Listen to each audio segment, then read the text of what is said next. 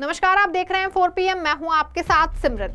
विधानसभा चुनाव को लेकर सियासी पारा हाई चल रहा है। चुनावी तैयारियों में सभी राजनीतिक दल इस तरफ जुटे हुए हैं कि उन्हें वोटरों को अलावा जो है कुछ और नजर नहीं आ रहा है।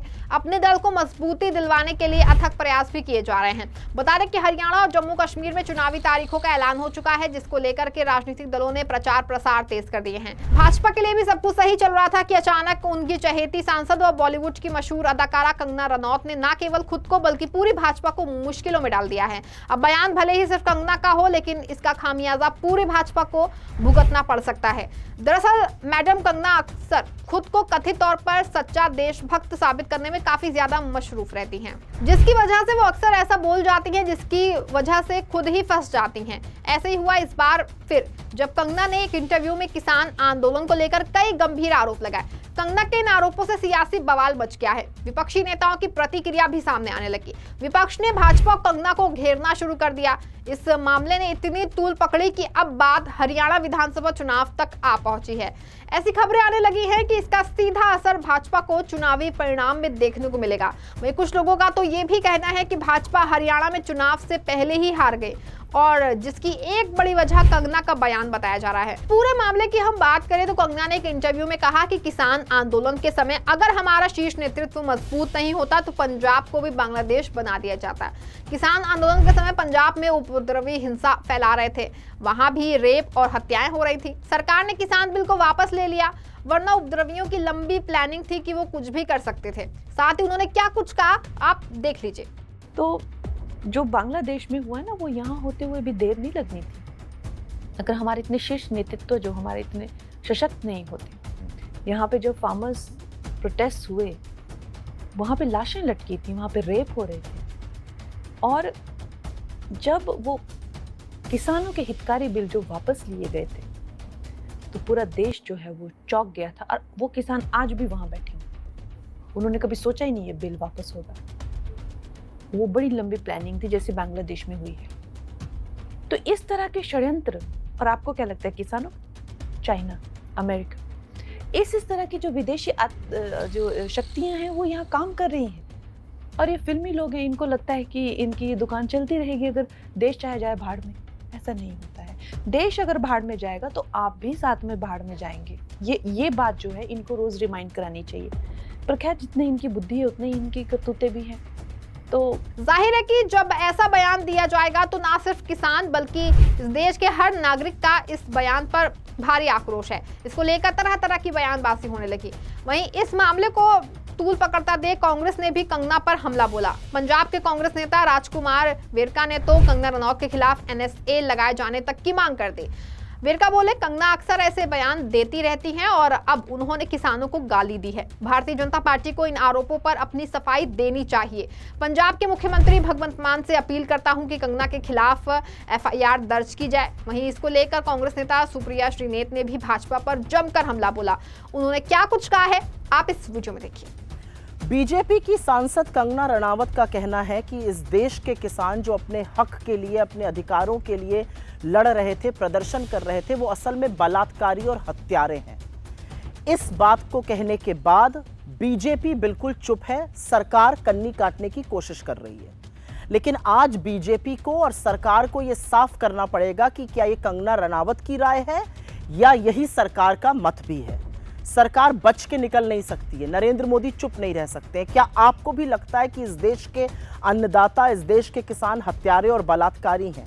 इसका बहुत बड़ा जवाब अभी आपको हरियाणा देगा, लेकिन आज आपको चुप्पी तोड़नी पड़ेगी। या तो इसका खंडन करिए, ये बयान वापस करवाइए, या यही आपका आधिकारिक स्टैंड माना जाएगा।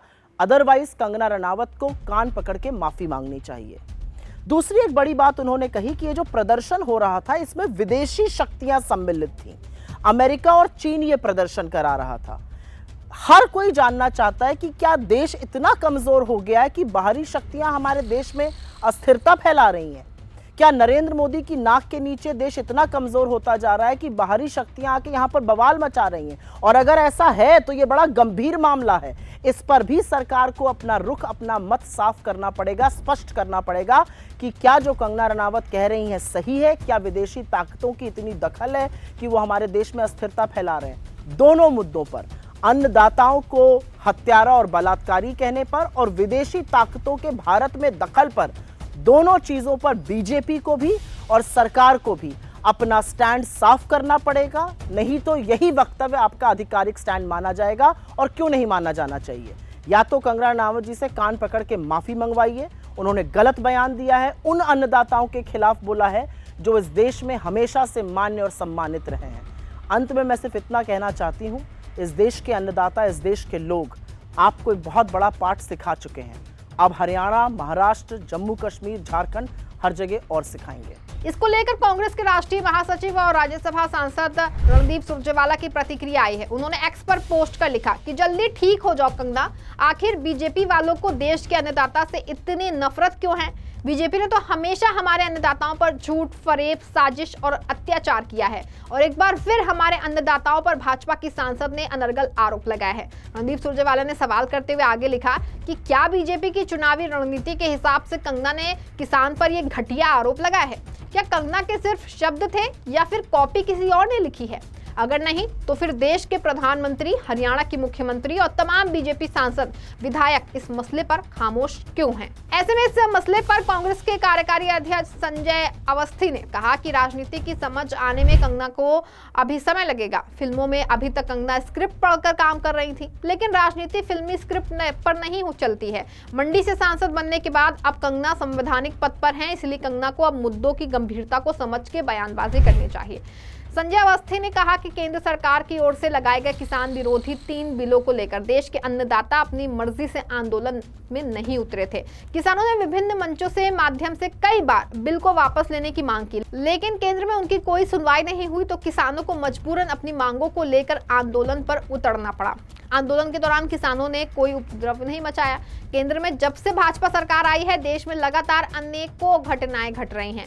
अब भले ही कंगना ने पंजाब की परिस्थितियों का जिक्र किया है, लेकिन उनका ये बयान चुनावी राज्य हरियाणा में भी पार्टी की दिक्कतें बढ़ा सकता है। हरियाणा में बीजेपी के सामने 10 साल की एंट्री इनकम्बेंसी से पार पाने की चुनौती है। साथ ही किसानों और पहलवानों के आंदोलन को लेकर नाराजगी, सरकारी पोर्टल के माध्यम से योजनाओं के लाभ दिए जाने को लेकर नाराजगी से पार पाने की चुनौती भी पार्टी के सामने है।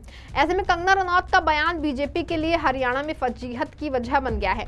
वहीं 3 नए कृषि कानूनों के खिलाफ किसान आंदोलन का केंद्र पंजाब और हरियाणा थे।